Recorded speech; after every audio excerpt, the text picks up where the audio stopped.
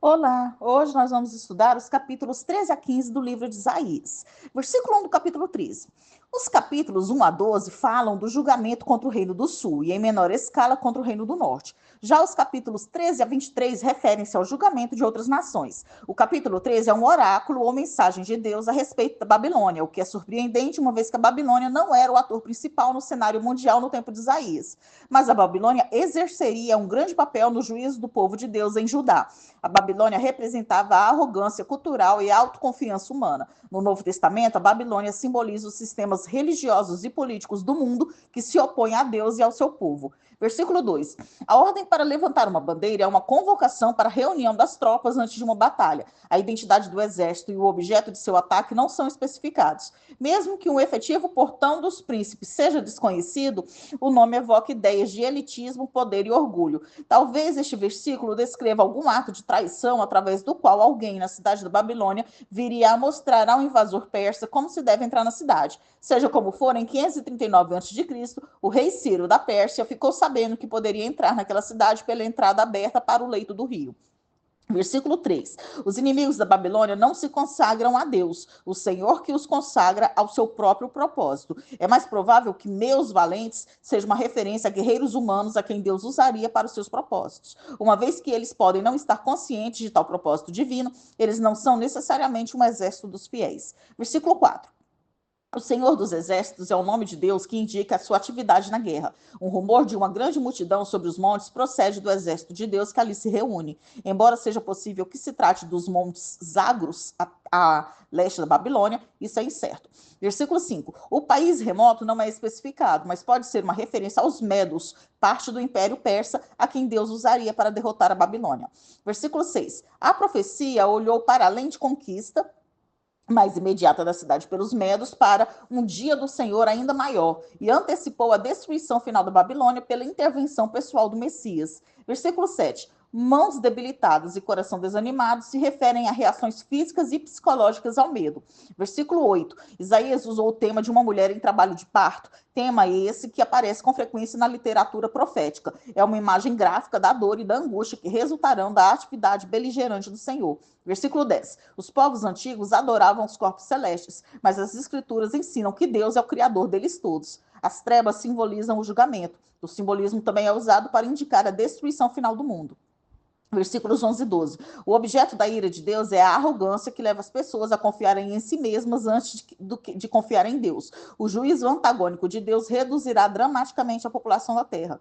Versículo 13. As expressões estremecer os céus e a terra será sacudida retratam a vinda de Deus em julgamento contra a sua criação. O sacudir do mundo simboliza a derrubada de tudo quanto os incrédulos elegem como rivais de Deus. Versículos 14 e 15. A cidade destruída tinha habitantes de muitas terras diferentes. Uma vez destruída, as pessoas estariam sem liderança e voltariam depressa, como a gazela que foge para sua terra de origem. No entanto, elas poderão não voltar. A estrada estará cheia de perigos, inclusive ladrões e até mesmo um exército inimigo. Versículos 17 e 18. Por fim, o exército invasor é descrito como sendo os implacáveis Medos, um povo conhecido desde o 9º século a.C. Eles vieram dos montes Zagros, a leste da planície da Mesopotâmia. Esse povo belicoso é conhecido na história como aliado da Babilônia, quando derrotaram a Assíria. No entanto, no 6º século a.C., eles foram subjugados pela Pérsia. Os exércitos combinados dos Medos e dos persas derrotaram a Babilônia em 539 a.C. Versículo 19. Pela primeira vez, a Babilônia é mencionada por nome como objeto da atividade beligerante de Deus. Ela é descrita como o ornamento dos reinos em antecipação da posição que assumiria após derrotar a Assíria no final do 7º século a.C.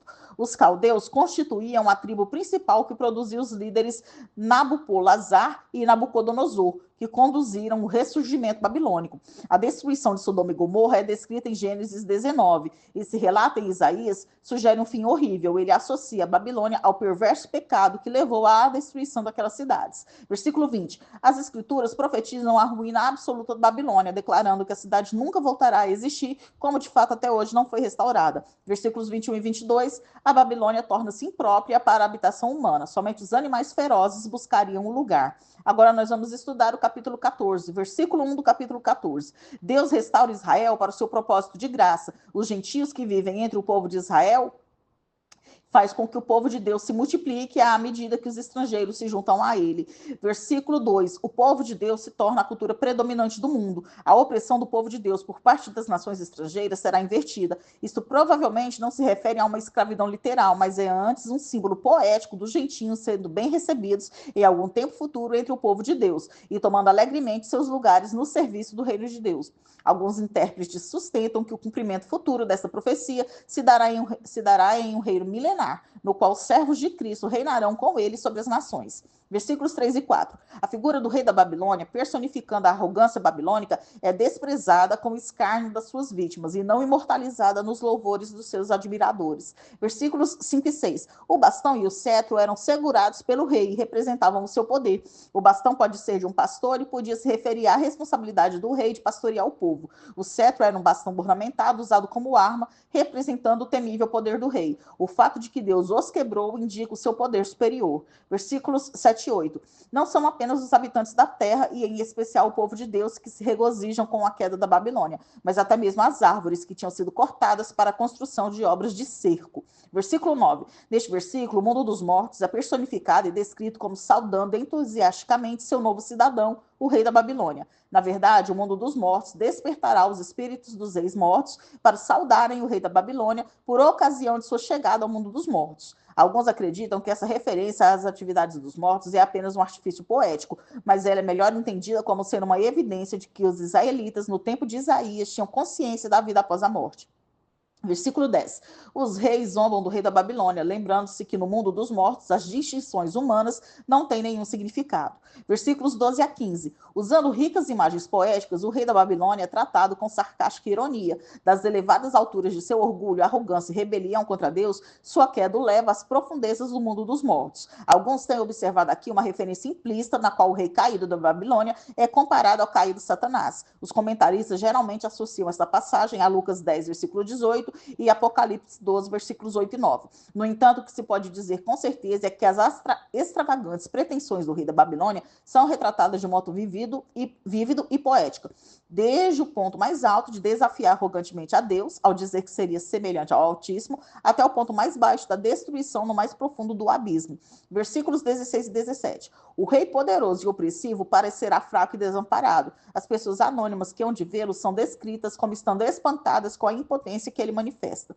Versículos 18 a 20. Esse rei não receberá nem mesmo um sepultamento decente, mas ficará morto no campo de batalha, cercado e até coberto por outros cadáveres.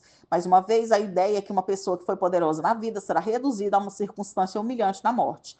Versículo 21.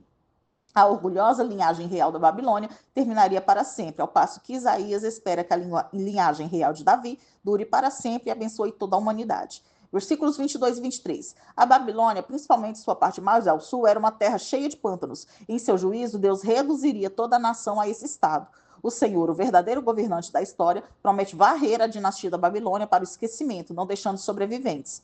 Versículos 24 a 27. A profecia muda o foco para a Síria ao norte, o centro do poder mesopotâmico. A Assíria foi a nação que, sob Tiglat-Pileser III, reduziu o tamanho do reino de Israel ao norte na década de 730 a.C. e que, em 722 a.C., sob Salmaneser, deportou os seus cidadãos. Mas Deus porá fim até mesmo a esse reino poderoso. No nível humano, a Assíria parecia invencível, mas Deus assegurou ao seu povo sua determinação de julgar o povo assírio.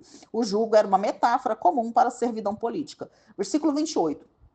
A profecia contra a Filístia é o primeiro de uma série de oráculos contra nações que eram vizinhas imediatas de Israel. Na verdade, a Filístia ocupava parte da terra prometida numa região a oeste de Jerusalém, na costa do Mar Mediterrâneo. O livro de Gênesis registra a interação entre os patriarcas e os filisteus, mas foi somente no período da monarquia unida que ouvimos a respeito de uma presença relativamente grande de filisteus na região. Tanto Saul quanto Davi travaram guerra contra eles. Um remanescente dos filisteus continuou até o sexto século. O Anesato em que morreu o rei Acaz é debatido, mas com certeza está entre 720 e 715 a.C. Versículo 29. A vara quebrada pode ser uma referência não a um rei específico, mas a uma fraqueza na Assíria, talvez no período após Sargão II ter assumido o trono. No entanto, a advertência é que, embora aparentemente fraca, a Assíria não está morta. De seu estado de inatividade virá uma serpente voadora contra a Filístia. Sob Senaqueribe, Esaradom e Assurbanípal, a Síria experimentou um ressurgimento significativo. Versículos 30 a 32. Em razão da Filístia ter oprimido Judá, os pobres tinham ficado mais pobres. No entanto, com sua destruição, haverá uma inversão na sorte de ambas. Uma fumaça vinda do norte não será nada menos que o exército assírio que destruirá a Filístia. Aparentemente, foram enviados filisteus tentando convencer Judá a se juntar a eles na resistência ao exército assírio. Mas a confiança de Judá deve estar em Sião, ou seja, em Deus, não em alianças com nações estrangeiras. Agora nós vamos estudar o capítulo 15, versículo 1 do capítulo 15. Moabe era uma nação situada a leste do Mar Morto, entre os amonitas e os edomitas. Seus relacionamentos com Judá frequentemente foram tensos. A cidade de Ar ficava às margens do rio Arnon, na parte central de Moabe, e Kir era a capital dos moabitas. Versículos 2 e 3. Nebo e Medeba eram duas localidades moabitas do norte e ficavam a leste da extremidade norte do Mar Morto. Nebo foi mais tarde conhecida como sendo a montanha em que Moisés subiu para avistar a terra prometida antes de morrer. Dibon ficava mais ao sul, aproximadamente a meio caminho descendo a costa do Mar Morto e cerca de 32 quilômetros para o interior. Seus lugares altos eram dedicados a Quemos, a principal divindade dos moabitas. Rapar as cabeças e a barba e usar panos de saco era um antigo rito de lamentação. Versículo 4. Esbom, situada cerca de 29 quilômetros a leste da extremidade norte do Mar Morto, era a capital do rei de Seom, antes que Israel capturasse a cidade. Eleale, situada cerca de 1,5 km ao norte de Esbom, é sempre mencionada na Bíblia ao lado desta. Já Asa, ao norte do rio Arnon, distava 32 quilômetros de Esbom aproximadamente. Versículo 5. Embora tivessem feito oposição a Deus e seu povo, o Senhor expressou compaixão pelas vítimas moabitas em seu terrível sofrimento. Isaías também sentiu compaixão. Pode ser que seja porque Moabe era a terra de Ruth. Versículo 6. As águas de Ninrim pode ser uma referência ao Uade no Meira, cuja seca de suas águas, juntamente com a grama morta, retrata a ampla devastação que houve em Moabe.